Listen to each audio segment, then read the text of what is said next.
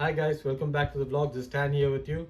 Well, I have an important information to share with you guys, and it's regarding the DKT test, which is none other than the driver knowledge test, which is required before you apply for your driver's license here in Australia. Well, earlier in Sydney, you could do the DKT test only from a service center in person, and it cost you $55 each attempt. But right now the new rule is that you can do this DKT test online from your home itself, and it is just a one-time payment of $55 and you have unlimited attempts. So this is great news to clear your DKT test. The DKT test is easy anyways. It's just a 4 to 6 hours course with online quizzes and questions, and once you finish that course you'll have to immediately do the test, and as soon as you clear it you'll get a learner's license, and with that learner's license you can drive for a while and then you can apply for the actual driving test.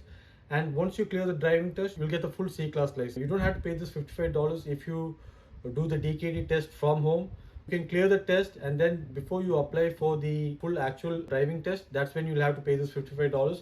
But if you go to the service center, you'll have to pay this $55 immediately before you apply for the DKT test. Now, another important piece of information that I need to inform you guys is that if you entered Australia before July 2023, then your international license is also valid here in Australia, which means that you can drive in Australia with your international license for any number of months or years. You can verify this from your NSW service center as well. I'm pretty sure this rule applies mainly for India because of the good India-Australian ties.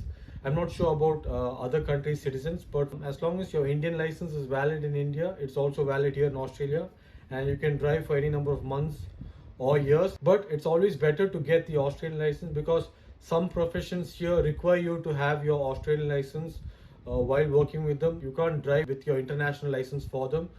So in my opinion, if your job does not require you to have the Australian license, you can drive with your international license.